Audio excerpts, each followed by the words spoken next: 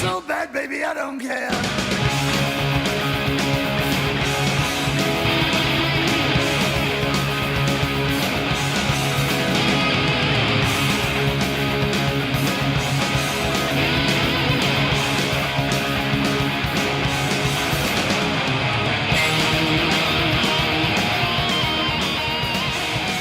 Oh, listen to those sweet sounds of Motorhead. Hello, everybody, and welcome to the very first edition of another frickin' podcast. I'm your host, Izzy Presley, coming to you not live via Memorex from the fabulous Hollywood, California, and joining me for this very first journey, a man who will be here quite often because I kind of live close to him, so I'm making him do this.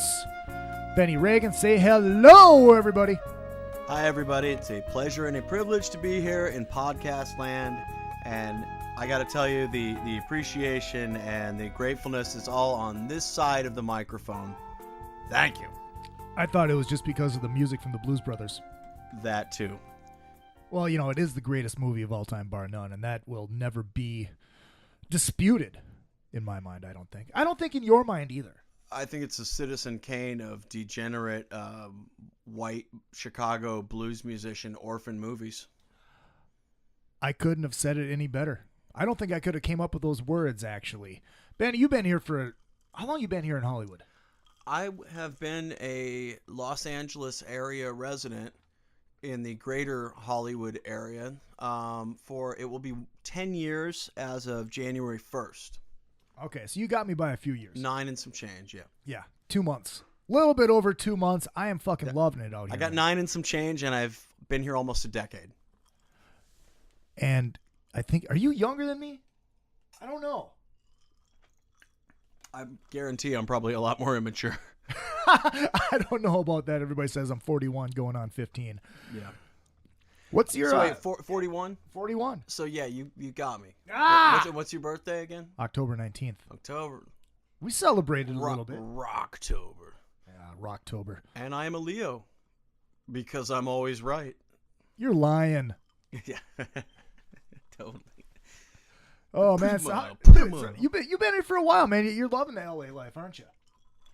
It's been a trip, and you know, it's everything in Los Angeles is exaggerated. It's the only city that I've ever lived in where you can, you know, be going to. Well, for one thing, I've never worked, and you know, when I have to actually commit the W word in any other city where you could show up unshaven and look like you just crawled out of the back of, you know, your friend's car after puking off a fountain, you know, after a party, go in unshaven and have your boss go, hey, my man, you need to define the line, meaning as long as you shave the jawline to your neck, that's acceptable. This is also the only city I've ever lived in where you can use the excuse, or people, well, you can if you're a douchebag, you can use the excuse, oh, sorry, man. I meant to show up. I just flaked. Like, I flaked is an excuse. Like, I don't know. That doesn't fly anywhere else I've ever been to. Like, you know, that's one thing I've noticed about here, too. Like, being out here, people are fucking flaky. They just kind of blow you off. Oh, yeah. They forget about shit. No matter how important it is, boom. They don't fucking care. What? It's like everybody lives around their personal time. Oh, yeah. You know, bunch of narcissistic sociopaths, essentially. The other thing too is, and this one never ceases to amaze me, if you're offering to like help somebody move or like do a good turn for your neighbor, if they're asking you to hook them up with, you know, just anything, or if you've got like let's just say a concert ticket that got, you know, that you bought 3 tickets, you only need 2, they cost you like $30, but you want to get rid of it, you want to just get, you know, pass it on. And so you offer it for 20, you know, you take a little hit on it because somebody canceled, no big deal, you'll make it up. Everyone thinks it's a scam, and they'll be like, yeah, I don't know, dude.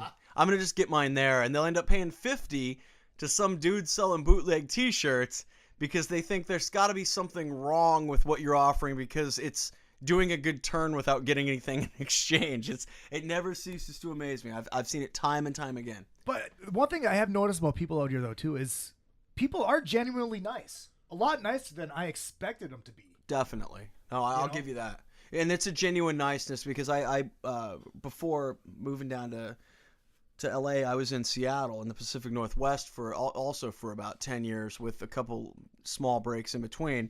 And I always said that in the Northwest, people are polite, but they're not really nice. Like they smile to your face, like that old song says, but they're not necessarily nice. They're cordial, which. Well, you can see the nice ones when you're in the road, on the road, stuck in traffic, and the ones that actually are nice enough to give you the wave.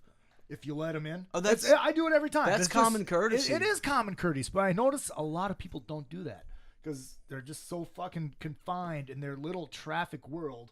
They just got to go where they got to go, and they don't fucking care. Well, the thing I've realized, and the different thoroughfares and different highways, you're gonna find your route as you live here because it's like that skit, and I have to bring this up because it's been a point of contention that I haven't actually talked about. If anyone's familiar with the skit on Saturday Night Live of the Californians with Fred Armisen, believe it or not, if anyone's seen this, if not, then I'm just blowing hot air to soak up time before we put some poor hapless bastard sponsor on to get some money and free shit. But I met Fred Armisen actually at Upright Citizens Brigade. I was my girlfriend at the time, one of her friends is from a very prominent Hollywood family, and she was always lacking in gentlemen suitors to take her out. Her family was real protective, so they wanted a guy that could, drive and handle his own. Her dad was real adamant that if he's going to drink, he's got to be able to handle his liquor and not be handsy. And so because I was taken and I clean up well, I would go with this lady to a lot of cool events. And so we went and met Fred Armisen at the Upright Citizens. And we were talking, and I just remember, because we were talking punk rock, and I'd seen him do Jens Lenneman, the skit about extreme drumming that I was fooled for a second where when I first saw it, I thought it was an actual thing. And I said, if you ever do a skit about L.A., you should just have it be people just talking about what route they take. And I said, and have it be like, yeah, I took like the 405, the 10, the 110, and then I got off on the 2, and then I got off on Fletcher, and went up to Verdugo, and then went up, and I cut over the back way, and then I got off on 54, and I went up, and because that's how people talk here, and they put the yeah in front of the freeways. I never understood that. It's like everywhere else, like, hey, where you going? Take 94, cross over, and then get on 10 and go north on 10. Out here, it's the 10. The. Well, the end of this one is that he literally, and I'm not making this up because I don't really give a shit if any of you like me or believe me at all, but he took his iPhone at the time, his little recorder, and he's like, do what you just did. And I said, yeah, I took the 405 to 32, and I got off the 605, and then I had to get on the 105 and double back because there was construction, and the Caltrans had this shut down, and I did the spiel, and it was only recently I saw the skit, and that is totally the premise. I don't care. I'm not expecting a check or a pat on the back, but I'm telling you, my hand to Wah. That's what happened. Your hand to Patrick Waugh? There we go. Patrick Roy. Patrick Waugh.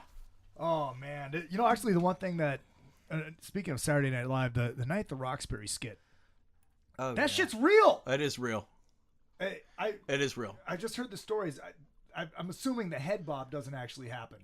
No, that happens. Oh, really? That happens. I've seen this more recently. I see it with younger friends. There's nothing worse than if you've been one of these guys out there. If you've ever been the guy that has the hottest girlfriend in the room, if you're like in a serious, and it only works if you've got like a serious like long-term relationship. You're living together, and so it's like you're the one. But you know what? There is nothing worse than that because anytime you go get drinks, take a piss. They don't do coat check out here, but on the flip side, you don't get coat check, but you do get a little man in the bathroom giving you cologne and candy and shit, and that's kind of unsettling. Yeah, but you have to give them money. You don't have to. You don't have to. I feel like a douche if I don't, though, because everybody. Yeah, but this town hasn't crushed your soul yet, so after a while you'll feel like you're entitled for some brute and a Tootsie Roll. As long as it's brute. If it's anything like nicer than brute, I probably wouldn't want it because I like smelling like a cheap ass gigolo. It smells like a $5 whore. It smells like a $5 whore. So good. Oh man, Rock and Roll Hall of Fame is coming up.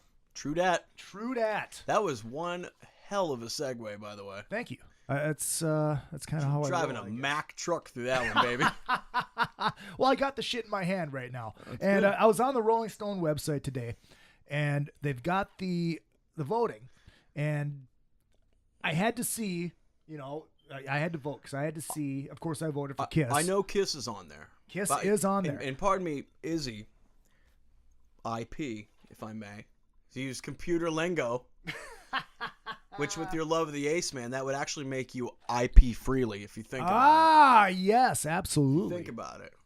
But, okay, so run me through because I live in a perpetual void. I am in a media blackout. I keep my sandy blonde head in the sand. Who are the other inductees? Okay, now before we get into that, I do have to tell you Or about. quiz me. I will. Well, we're gonna go through the inductees, and we're gonna, Okay. we're gonna discuss them a little bit and say, yeah, I think they're gonna go in. I don't think they're gonna go in. But on Rolling Stone, apparently they're gonna take all these votes and use that towards one of the votes for the band with the most votes is gonna get a vote to get into the Hall of Fame. Sure. Kiss was second, as of right now, and I'll let you try to figure out who was 1st. You're saying Kiss was number 2. Kiss was number 2 with 13% of the vote. A little bit over 13. Now, that is of this afternoon on... Today's the 4th, right? Monday the 4th? Is that right? I think you are correct, sir. I don't know. I lose track of dates. All right, here we go. Yeah. Here is the complete list that is on the ballot. The Paul Butterfield Blues Band. Okay, right there, and I'm not sure on this. I should, because I'm going in cold here. I'm Polar Bear Club on this podcast right now. As well am I. Naked and freezing. All right, but Paul Butterfield Blues Band, I do believe Buddy Miles played drums from. I think. I'm gonna have to check that because I might be confused on that. I don't know. I'm not seeing that. All right. I mean, yeah, great. In the Woodstock movie, you know who else was not in the Woodstock movie who played there? Mountain and Creedence. End of story. Next inductee, please. Chic. Or whatever the Chick? So, no, like, they freak. C-H-I yeah, say they chic. freak, yeah. Freak out. No. You know what? You can't get good cocaine anymore. Not in this country. So that's Cocaine is a out. hell of a drug. Out. Deep Purple. Yeah, Fireball. They are, I sincerely believe that they should be on the Mount Rushmore of the 4 bands that started heavy metal music. Pretty much so, yeah. All right, Peter Gabriel. Unless that motherfucker, I can say motherfucker, can't I? Fuck yes, you can. Unless that motherfucker is dressed like a flower and in Genesis, Peter Gabriel can fuck the right off. Next. This one I want to go in, and I think they might. Hall & Oates. I have nothing to say, I'll do almost anything. I can't go for that. Now, they have a lot of great songs, though. Pop sensibility out the wazoo. And soul for a bunch for of white guys. people. Yeah, dude. For white guys. But they got the songs. Sure. They've had, They got the mustache. They have not anymore. The stash is gone, but they also had a sick fucking band too. Pretty much.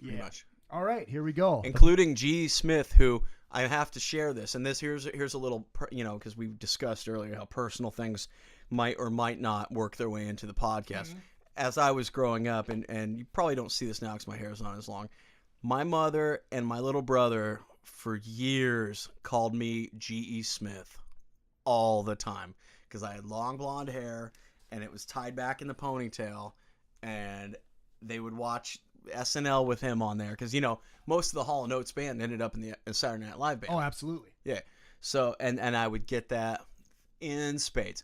G.E. Smith. So anyway, just thought I'd share that. All right, next, the Masked Marauders. The band that kind of brought us together. The Masked Marauders. Kiss. Okay. I'm totally out of date. I've been calling them. Sure. that. I mean, do you think they will go in? Yes. Finally, you think it's actually going to happen? I do, actually. I do. I just got this bad feeling. It's just not. As much as I want them to go in, I just have a feeling it's not going to happen just because that's the way the Rock and Roll Hall of Fame goes. I have my only reservation with it, and you're not going to like my reason, and I hesitate to even share it. All right, I'm going to say it. Watch how there'll be a sudden cut in the audio, and this will get totally gone. The only thing I think that would prevent them is that Gene can be so frickin' annoying and pushy. I could see him ruining their chances by being pushing too hard. I could see that. Oh, I could see that too. Trying to pull cards and pull strings that will ruin it. Like when you try and stuff the ballot box, I don't think Gene is beyond that, and I think that he would be the one. He always, I read this thing actually today about telling Ace, you're shooting yourself in the foot. I think if anything, Gene would be the one who would shoot himself in his giant demon heel over that, and that would be the only. Because they addressed that on Eddie Trunk, which is what you saw, and that was on Friday night. And I think Ace's response to that is, Gene's been shooting himself in the fucking foot for years. Since the beginning. Gene's all about money. It's been like that from the beginning. And it's all about, for Gene, it's all about the current status of the band. It's like, whatever is happening at this time, anything that happened in the past doesn't matter. All those, I hate to say it, and I love Kiss. Likewise. And one of these days I'll actually... I will read the short story I wrote a few years ago about going to see Kiss on my 5th birthday for Love Gun with my father, which was one of the... I mean, I never wanted to do anything past... After that, besides play guitar.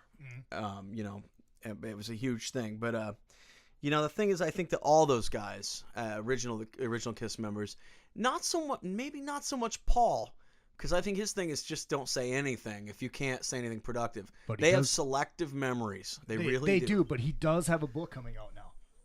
And I don't know how much of that article that you read, but they actually addressed it. I read the whole thing. Did they talk about how Paul had came out and said that, well, me and Ace really weren't friends at all? And I don't believe that. I know. Ace is like, what? We were fucking roommates for years. And actually, you know what? I've got a personal... fact, well, it doesn't necessarily mean anything, but Paul lived in a building in I don't know if it was in Manhattan or what part of New York it was in, but a label that I was signed to in my 20s, Broken Records out of San Francisco. Mike Millett, the owner of that, his parents lived in the same building as Paul in the early stages of Kiss. And he told me that those guys would come over to Paul's all the time, and they would actually, it wasn't just business meeting, whatever, they would come over and hang out. So there was a time where they were all cordial, and I asked him about that, and he said that, he was a little boy at the time, but they were always really nice, and that sometimes they would come back from a shoot or something, and they'd be in full, regalia, the whole deal. And I asked him how they got on, and he said in the early days that they were all buddies, and that Ace was really nice to him, and so was Paul. And I see a certain maybe... there's a certain human side, a sensitivity in both those guys that I just don't believe that statement at all. Ace is really taken aback by it too. He's like, I don't understand how we can say that. I personally don't understand how we can say it. I know how he can say it. He says it. Read the LP, the labels in the LPs. Those songwriting credits don't say Stanley Fraley. They say Stanley Simmons. This is true. And you don't shit where you eat, as my mother so colorfully says. All right, we could talk about Kiss for like 3 hours, and which we may, because, well, not tonight, but I may be being joined at some point by Mitch LaFon, who's a huge Kiss freak and co-host of the podcast 3 Sides of the Coin, and he's also got a Kiss tribute record that's out. We'll talk about all that later. Don't make me call Ransom Comfort. Who? Ransom Comfort, a good buddy of mine from went to high school with him, Guitar Center A&R, and also when I knew him in high school in the Midwest, one of the largest privately owned Kiss memorabilia collections, and a key player in putting the conventions together, which obviously led to the reunion. Yeah. And bring them over. I think that would be don't threaten me with a good time. We'll do that if Kiss actually gets in. We'll have a huge Kiss show. And Izzy had no idea I was going to say that at all. I didn't. I'm full of surprises. Absolutely. Among other things. All right, let's move on. LL Cool J. Pass. The Meters. Although what? With LL Cool J, I completely am supportive of people that want to have alternative lifestyles. There you go. Very well. The Meters. In like Flynn, that should have happened years ago. Nirvana. You're the same. That's who's gonna get it. Oh, you know they're gonna get That's it. who's gonna get it. Because they're actually the ones that are leading the voting. That's who's gonna get it. But you know who's third? Deep Purple. They won't get it. No, they won't. They And you know what the thing is, and I don't know anything about the way that the voting goes or anything, but it seems to me, that's another one I used to get in high school was Joe Walsh. Billy Milano from Stormtroopers to Death told me I looked like Joe Walsh. You know what? There's nothing wrong with looking like Joe fucking Walsh. You know what? I always counter with, you know what? I can play that rock and roll for you too. But who are we talking about? I'm sorry. Nirvana. Nirvana. This is the thing with the Rock and Roll Hall of Fame and the way they vote in. It seems like bands that have, like later in their career, that have major shakeups in their style or lineup changes, they seem to get knocked out of the running. Now, you know, Nirvana had lineup changes before they hit big, like right after Bleach, where what's his name, Chad Everman is gone, and I can't remember the other guy. And you know, Grohl came in and did what he does with every band, and makes it more polished and harder hitting and more commercial, and kind of sucks the soul out of every project. Yeah, but you know what? See, I think that's why that was the talent in Nirvana. That's why they opinion. hit big like they did. Absolutely. Yeah. Oh yeah, you're right. No, but that's what he does, and I have much respect for the guy. You know, my first encounters in the punk scene was with Scream from DC. That Dave was their drummer after their original. I think Ken Owens was the guy's name, Ken Owen or something like that. And don't quote me on that, but Ken from Scream left, and Grohl came in, and then Scream became much more polished, and they kind of in that arena they sort of alienated their fan base. They became more polished, slower, more big arena rock, and in the punk circles at that time, that was not the way to go. In Nirvana, he made it a much huger sound. Plus, I mean, the thing is, and then we're going to have to spend some time talking about this at some point, about the grunge Australia connection, which I don't think we've ever talked about. I don't think anybody's ever talked about. I've never heard anybody talk about. And okay, in a nutshell, if in a nutshell, in the late 80s or in the mid 80s, let's say 85, throw a year out there, okay? When punk and hardcore in the US took a decidedly metal turn, and all these hardcore bands, which if you don't know, a lot of thrash metal, speed metal, they all borrow heavily from the hardcore scene, which predates that style of playing. It does. And Dave Lombardo, and you go to any of these guys and ask them where they were inspired to play fast or play more aggressively, they're going to say bands like DRI, Verbal Abuse, Discharge, etc., etc. But there was a point where U.S. punk either went metal or it went really kind of butt rock, kind of more hard rock, slower. In Australia, they have a lot of, and I realized this when I was just there in April. Just before you go on now, you play with Richie Ramone. I do play with Richie Ramone, who is the drummer in the third drummer in the Ramones, and not even arguably, definitely the best drummer that band ever had as far as you know, musicianship and playing. But when I was there, and I realized in the late 80s or mid 85, in Australia, the punk bands, they basically, their version of post-punk, instead of going crossover, the bands that came out of that era sound like, or I should say the bands from the U.S. sound like, they turned into this style of rock and roll psychedelia that is grunge. And there are bands like the Cosmic Psychos, who sound just like Mudhoney. And there's a bunch of different bands from Australia that when I heard them and heard what year it came out, I was like, this is grunge. And then if you look at Bleach, the first Nirvana album, Waterfront Records out of Sydney put that record out, and that's how it hit. I did not know That's something a lot of people don't know. Bleach was never supposed to come out as an actual record. It was a demo. And Waterfront picked it up. Waterfront was a hardcore label out of Sydney. It might be Melbourne. I have to look at my records are in the other room. I don't want to get up right now because I'll spill my drink. But Waterfront put out a lot of hardcore stuff. Mass Appeal, I think they put out some Hard-Ons, or another band. And these Aussie bands, have that sound. And you guys are gonna just have to take my word for it, or Google, or look it up. Cosmic Psychos is one of the main ones. Hard-Ons are another one. And then there's a couple other bands that my few friends I made when I was down there. We played with a couple bands. We played this little shitty, I guess it's an outdoor thing, the ANZ Sports Arena, something like that, the Olympics or something like that.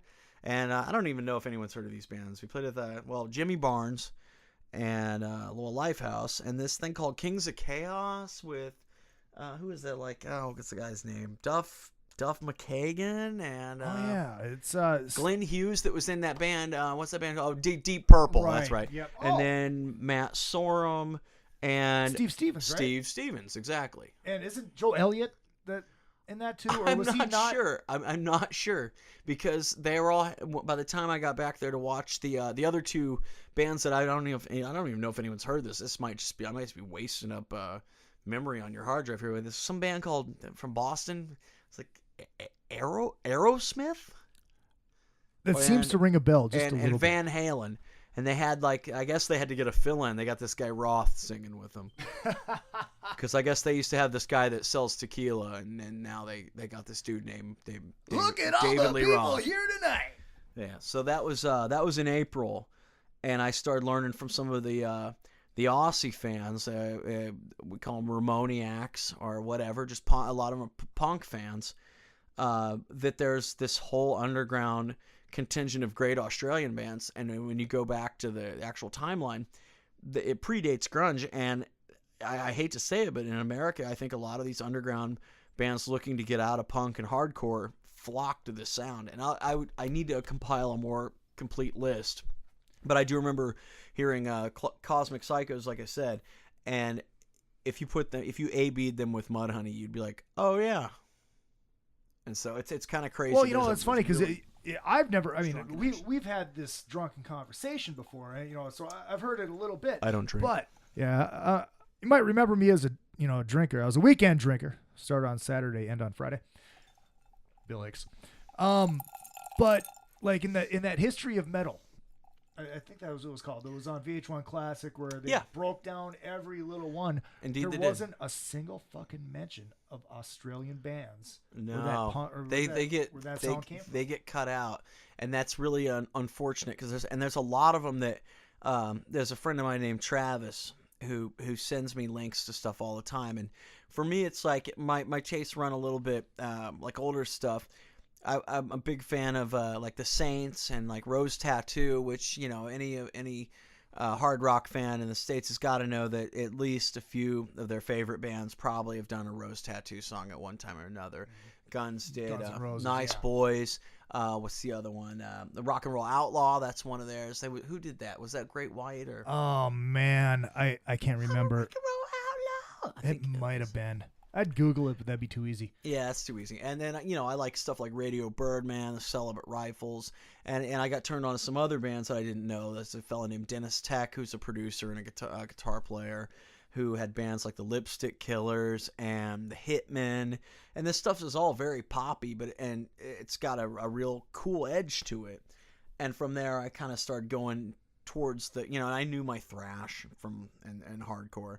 There's a lot of unsung Aussie bands that are phenomenal, and you'll go, oh, that sounds like such and such, and then you look at the date and you're like, oh, maybe this band heard them and kind of appropriated some style, so to speak. Of course, they're all criminals. To keep in the quote unquote punk vibe, to keep talking about that, being from Minneapolis, and where? Minnesota.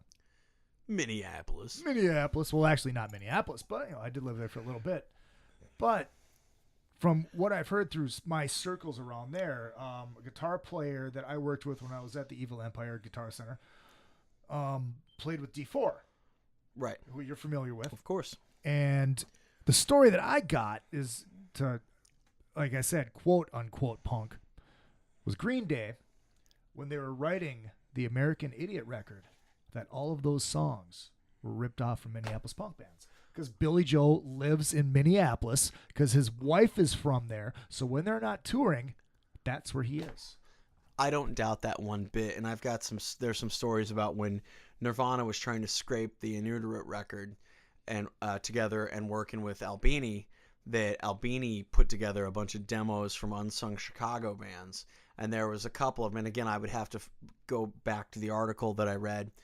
There was one in particular that their demo was called In Utero, and there was about 3 or 4 songs that were just blatant. I mean, but Nirvana, that's no secret. They lost several different lawsuits because of plagiarism and infringement. You know, Come As You Are is 80s from Killing Joke, and that was proven. And, you know, that lawsuit was dropped because Mr. C decided to ventilate his cranium right after the judgment came, and so the band Killing Joke, one of my favorites by the way, who also Metallica covered The Weight.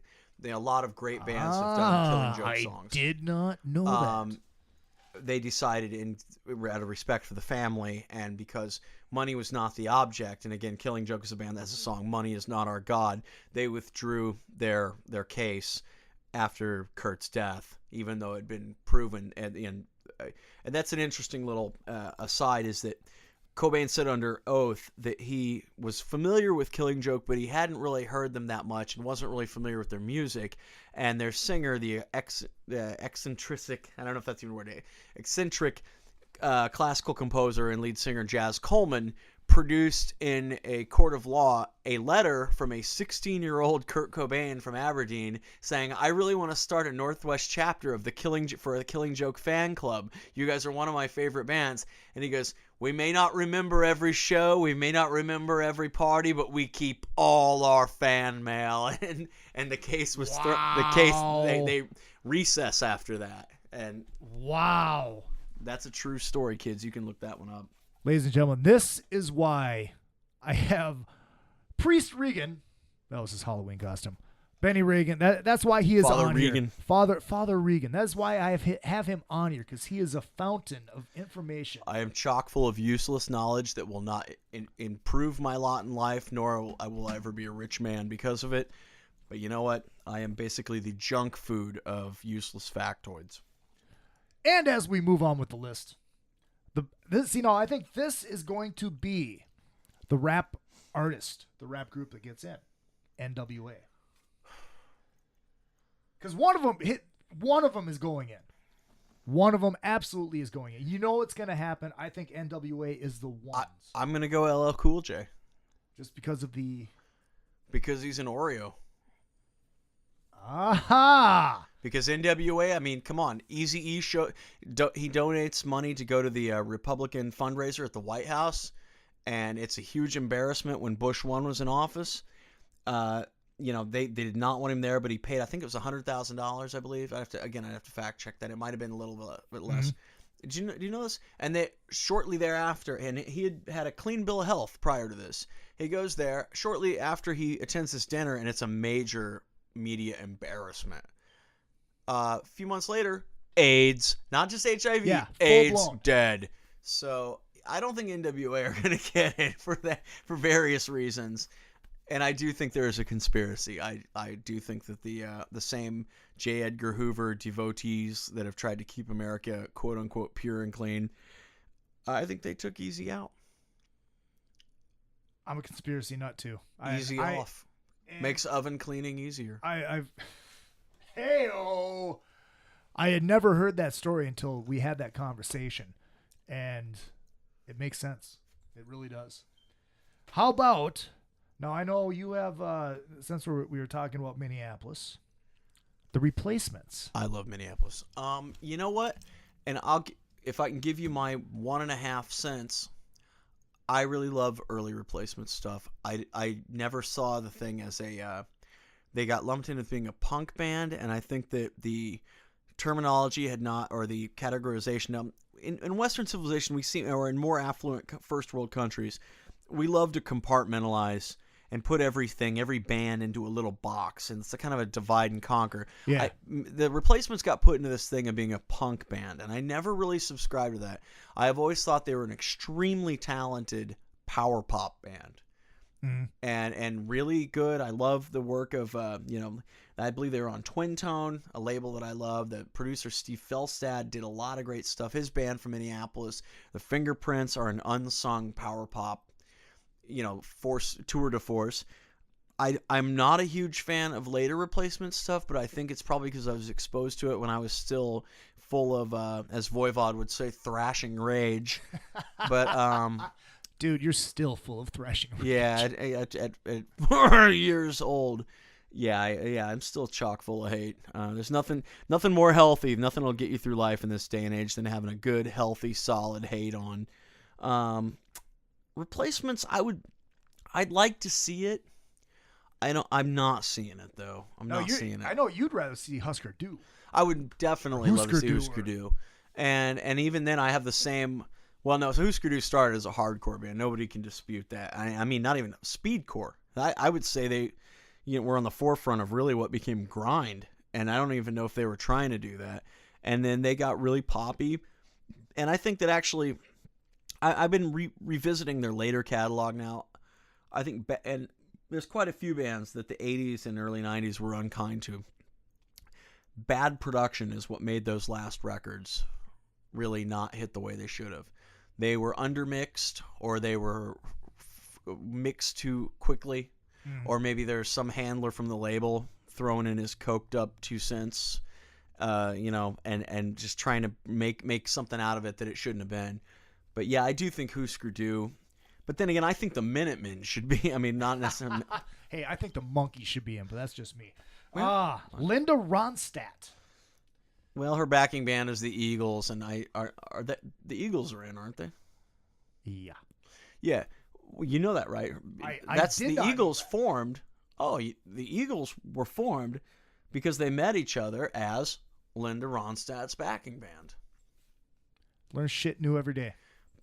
I did not know that. I'm just getting warmed up. Clue.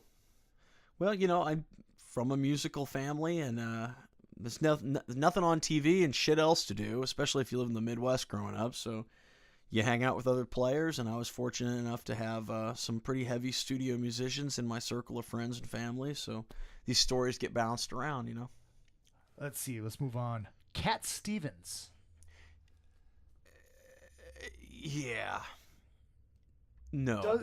Does his name get him in, or does his converting to Islam and want to blow blow up Western civilization as we know it?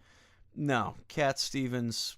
He does actually. He's not going to get in the Rock and Roll Hall of Fame, but he's going to get a dozen virgins when he decides to blow himself up. Lucky. Some guys got all the luck. But that's just like that's one of those guys that you think. But come on, because of the way the fucking Rock and Roll Hall of Fame is set up, that's what's gonna go in. He's gonna man, I'm not seeing that. And what does he have? What Cat Stevens? Wild World, okay? Cats in the Cradle, or was that? No, that's Croce. No, that wasn't Jim Croce. Jim Croce was Bad Leroy Brown. No, Cat Stevens. I don't know about that. No. All right, we're gonna have to fact check that. I'm not sure. All right, I will do that right now. That may have to be a fact check. All right, I know you're wrong on this. That's not Cats in unlikely. The Cradle. But Harry Chapin. We were both wrong. Okay. We were both wrong. All right. I knew it wasn't Cat Stevens. So I've never heard of this band, Link Wray. Link Wray? Oh no, Link Wray is a classic master. This is not a band. This is a man.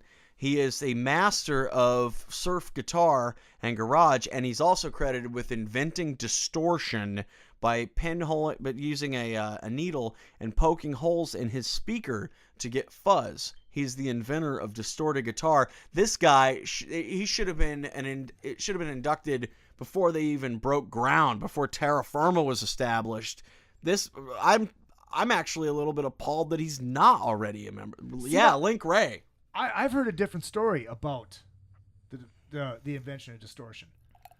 Now, when I went through Sun Studios, they take you through the museum upstairs, and they got this amp that's got duct tape on it. Because their story is this band was on their way to Sun Studios to record. Amp falls off the back of the station wagon or wherever the fuck they were driving, and the speaker rips. Can't fix it. Nothing's open, blah, blah, blah. So they put duct tape on it, and all of a sudden it makes that sound, and they're like, shit, it's fucked. And Sam Phillips goes, no, play that. I mean, they claim that is. Do you the know what first band time it was? I wonder if it was the Raymond, because the Raymond was Link's band. It could be possibly. That's the story I told is that he had ripped a speaker. The story that I read, it was in Rolling Stone a long time ago when I first read it, or maybe Spin. That he ripped a speaker and then later on had poked holes in his speaker to emulate it. We could be talking about the same thing. Possibly. I'm a drinker. Link Ray in like Flynn. Yes. You know, that 90125, 90210, whatever that one record was, that thing sold a boatload of copies. And if you happen to have that in your arsenal of let's piss off the roommates / neighbors, that one will clear a room. If you're a sound man and you want people to leave, throw that fucker on. But it's got some pretty crazy stuff, and they've got members of King Crimson to boot, that have played with them. I don't know, but you know what? I don't know. I just don't see it. Prog doesn't get the bitches. No, isn't it true. Really just not. I guess Rush now does. Nah. That's what I've heard. I guess there's bitches going to Rush concerts. B bitches. All right, fair enough. And the last one on the list, the Zombies. And Zombies, who was in that? Was one of Crosby, Stills and Nash, wasn't it? I don't know. I want to say Graham Nash, but I'm not. Quite possible. That's one we might have to fact check. And I can do that. Let's do Keep that. Yapping. Because the Zombies are good. I do believe one of the members of CSN was in the Zombies, but don't quote me on that. Oh, let's see. Past members: Paul Atkinson, Chris White, Sebastian Santa Maria, Hugh Grandy, Keith Airy. Members: Colin Blunstone, Rod Argent, Tom Toomey, Jim Radford, and Steve. Neil Argent. I wonder it was Rod Argent. Rod Argent. See if they was the guy from Argent. Remember, Hold Your Head Up? Yeah. Let's see. Rod Argent. Oh, associated with the Zombies, Argent. Ringo Starr and his all-star band. You know what? Zombies are in. I was wrong about the CSN thing, but you look at what went on afterwards, and I think that progressing musically and sticking with the times, maybe. Well, what was the Zombies' big hit? Shit, I should know this. Let's see. Classic album, classically speaking, solo albums. I should know this. I just go to. Let's see. Go to the Zombies. That was Rod Argent. Yeah. Let's see. Discography, live albums, compilation singles. She's not there. She's not there. Please don't bother trying to find her. Pay to the Order of the Zombies. ASCAP, BMI. All right, I will let you pick up that tab. Oh, sorry about that. I don't think I said enough. No, hopefully not. All right, we're gonna go through, you know what? No. That's a classic. That is a classic song. But does a classic song warrant induction into the Rock and Roll Hall of Fame? I think that we've seen in the past that it does, because there are artists that have membership that don't really have much more than a couple. This is true. Classic tunes. All right, so now we're gonna go through this list one more time, and I think 5 get in. Is it 5? You know what? I don't know. We'll go with the 5. Nice round. I was number. ecstatic and pleasantly surprised when the Ramones got in. I did not see that. I didn't coming see that around either. the pike, but they did. The Ramones are such an entity in itself, and such an iconic band that I can see why they're in. I'm suspicious of any club that would have me as a member. That's a great impression. I haven't even met the guy yet. That's a Woody Allen quote there, but I just decided to put the accent to it. All right, here we go. Pick the 5 that are going in. The Paul Butterfield Blues Band. No. Chic. No. Deep Purple. Yes. All right, that's 1. Peter Gabriel. No. Hall & Oates. Yes. 2. Kiss. Yes. That's 3. LL Cool J. Yes. 4. The Meters. God damn it. No. Nirvana. Yes. So that leaves out N.W.A, the Replacements, Linda Ronstadt, Cat Stevens, Link Ray, Yes, and the Zombies. You know what? I'm going to stick with those choices. I think it's very solid. And I think your point about LL Cool J over N.W.A. He's going to tap dance his way to victory. You know what's going to happen? Both of them are going to go in, and Linda Ronstadt's going to go in. LL Cool J. And Kiss and Deep Purple will get left out again. Possibly. He's gonna do the buck and whale right into the Rock and Roll Hall of Fame. Oh, I love the Rock and Roll Hall of Fame. You know, I have a love-hate with it. It's just like the Experience Music Project, the EMP up in Seattle. You ever No, gone? absolutely It's not. a wonderful museum. It's a great idea. It is a god-awful, terrible place to see shows. As it is wonderful, it's just there's something just so forced and contrived about it. But Kind of like the Rock and Roll Hall of Fame. kind of, yeah. It's the same. It's very much in the same, along the same lines. Yeah, I love it and I hate it. Like, well, I've never been to the Rock and Roll Hall of Fame, but I know a lot about it. I've been to the EMP quite a few times. You know, I was able to actually see the only theatrical viewing that I know of. One of the few, or actually it was in San Francisco too, but when the Screamin' Jay Hawkins movie came out, which right there, Screamin' Jay Hawkins should be in the Rock and Roll Hall of Fame if he's not already. I'm not sure if he is. I don't think he is, but my God, that guy. His documentary, I Put a Spell on Me, which is still really hard to come by. I think it's on YouTube. But I was able to see that in a theatrical release there, and that was huge. That was huge to be able to sit there and experience it on a big screen with proper sound and all the accoutrements, as it were. I wish I could have seen Born to Boogie from T-Rex like that. Yeah. I have seen that on the big screen. Really? They showed...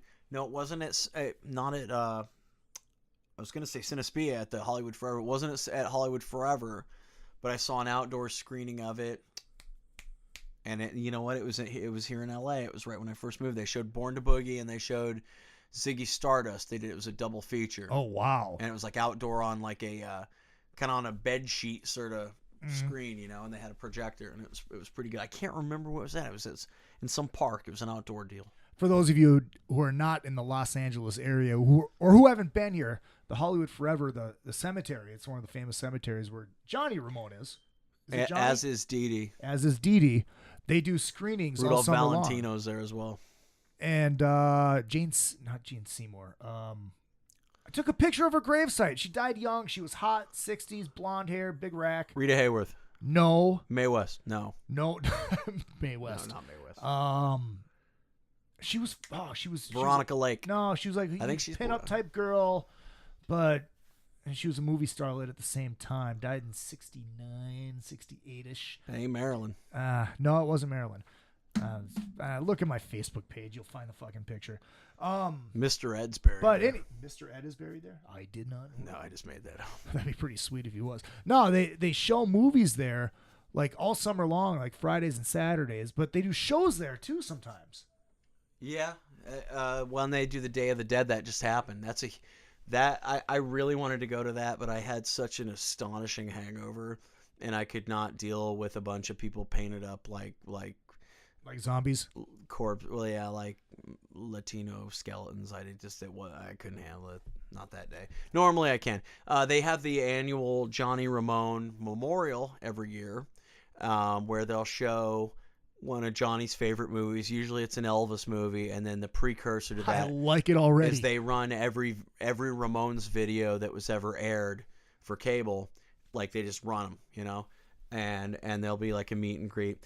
I've seen with the director there, I saw Lucifer Rising and Scorpio Rising with Kenneth Anger actually doing a question and answer and showing his movies there. That was great. I saw Fast Times at Ridgemont High there. Nice. That was phenomenal. Oh, God. I've seen a couple Orson Welles flicks. I've seen a few Hitchcock movies. Dial M for Murder. I saw The Exorcist there. I mean, they show some pretty good ones.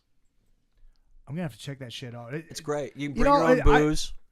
Oh, God. I like that even more. And drink with dead people. Yeah, you go out and you can walk around the grounds. It's about, I think, 10 bones to get in. Bones. Hey-oh. See what he did But there? you can bring your own booze in there. No high back chairs.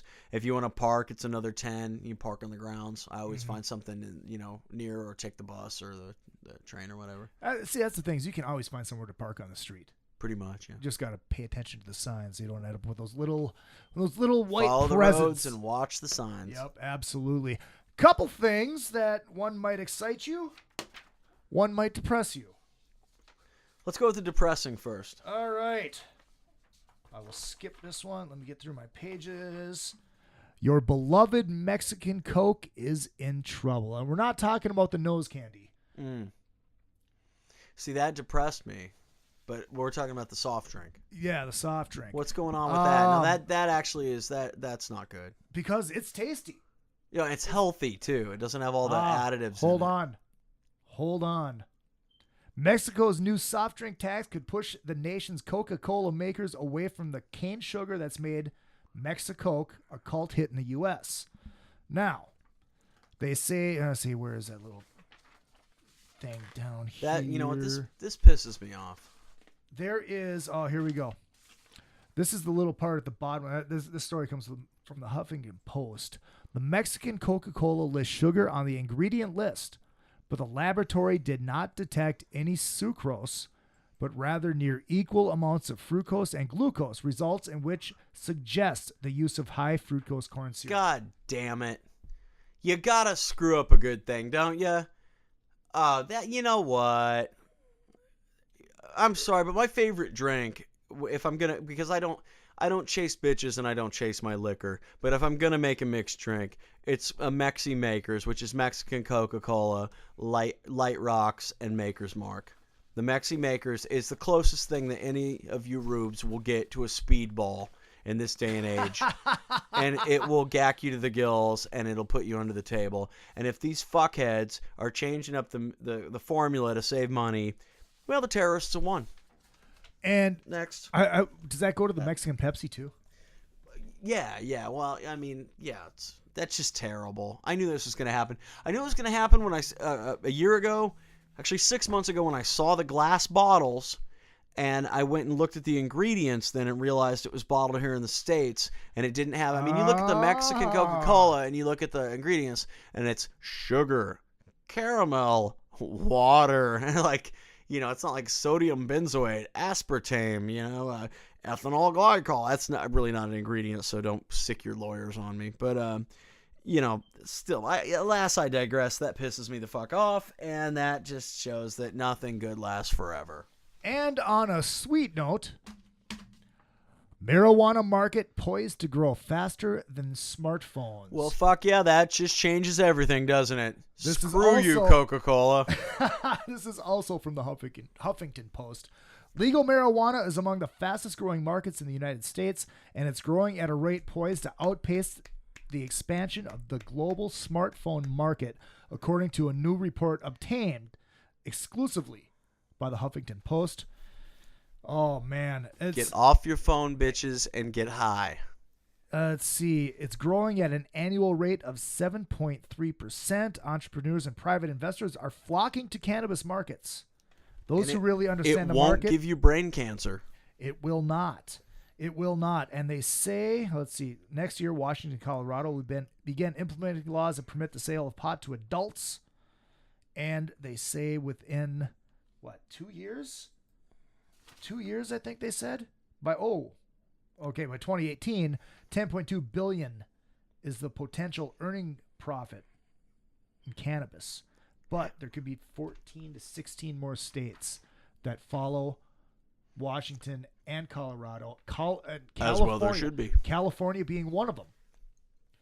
To legalize it straight out. And it's the debate that's been going on for years. It's not about the tax money that you could make off of it. It'd be the biggest cash cow. We could go on and on about the positives, and there would probably and the negatives, which there are. And I'm not gonna out myself one way or the other, but I get the deal, and I argue with some of my pothead friends because I will point out there are negative aspects to it. Absolutely. But I hate to say it, part of the negatives to it are the fact that because it's anything that's made to where it's kind of a really like sought after, I won't say a status symbol, but it's something that's like, it's a luxury. It's a first, Absolutely. Like in its best scenario, it is definitely a first world thing to enjoy. And I can say this just by from touring different countries and seeing what passes for cannabis. And depending on the socioeconomic status. And what's funny is that as I went into more third world countries, especially when there's more of an increased military presence, military police, the weed that would pop up at shows is very much like what I would see in the Midwest, which is what I used to call mob weed, which is this brick together just for weight, male and female plant with all the seeds, with the stems, sprayed with whatever to try and distract the dogs or whatever to cure it, which is fully unhealthy. You're not getting any of the benefits. You're getting the cannabinoids, which contain carcinogens, and then you have these these right-wing people that don't want to look at any facts, and they'll take the worst case scenario and say, well, look, it causes cancer and all this. But you know what? If it was so readily available that it would create competition and a need for a necessity for quality and variety and something. I mean, that's the whole thing in this marketplace. As everything gets more compartmentalized and put in its own little special box, you've got to build your brand. So only the cream's going to rise to the top. And in this current political climate, that's just not going to happen until the laws restrict a little bit. Well, Bam! Not right that off the top dude, of my head. Not that it matters out here, because everywhere you go, you smell pot. You go to the bowl, it smells like pot. Walking down the street, you smell pot. It's fucking everywhere. It's I like parked they don't outside even of care the anymore. Wilcox police station, and as I got into the White Whale, my incredibly powerful Chevy, I smelled pot. Like, not just a little pot, like a skunk's ass out in the noonday sun, pot out in front of the, as Fear said, the Wilcox Hotel, which is the cop shop there. Mm-hmm. Pot, as they say in Chicago. It's fucking everywhere. It's like, we were with an AH. Walking all over Hollywood when we were staying downtown Hollywood at the time, and everywhere you go, whatever street you walk down, is that pot? Yeah, I think that was hot. No, it was those weeds. Nah, that was pot. But hey, I think we're running out of time. I'm out of stories. I mean, we could sit here and talk shit. I'm forever. out of touch, and you're out of time. And we are out of drinks. That too. We are going to wrap Daddy's up. thirsty. We are going to wrap up another fucking podcast. So this is the very first one. Benny, thank you so much for joining me. I look forward to having you on very often. You got it. Anytime. Because you kind of carry me. Upcoming weeks, we'll have Michael Grant from LA Guns and N.W.A going to be stopping by. Going to get Mr. Mitch LaFon on, talk some Kiss. We might even do our homework. Maybe, possibly do our homework. I'm trying to get Brent Muscat, former Faster Pussycat guitar player, and now from the Sin City Sinners. Whole lots of great stuff coming up here on another fucking podcast, another freaking podcast. I'm your host, Izzy Presley. I am Ben Reagan. This is Benny Ramone, Ben Reagan. Benny Ramone. Can I call you Benny Ramone? Is that wrong? Mind. Yeah, Benny Ramone, but not Benny Reagan. Benny Ramone. Benny Ramone. And Ben Reagan. As long as your boss doesn't have a problem with that. Nah. All right, good. From now on, Mr. Benny Ramone Yay. on the show as often as possible because he's got the gift of gab. I will see you Razor next wit Monday and a silver night. tongue. Hit up the Bitches. website, izzypresleyproductions.com. Find me on Facebook. Also, facebook.com/Izzy Presley Productions. See you next week. I do love you all. It is another frickin' podcast.